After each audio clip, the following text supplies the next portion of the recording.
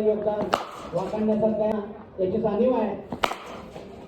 या संघाची तीन खेळाडू हलक्या हाताने महेंद्र केदारी ते आहे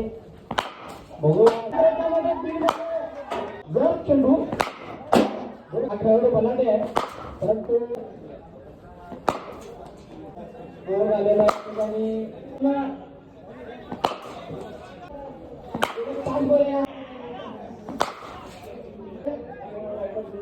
त्यांचा आक्रमक पवित्रा पाहताना मात फिरत आहे.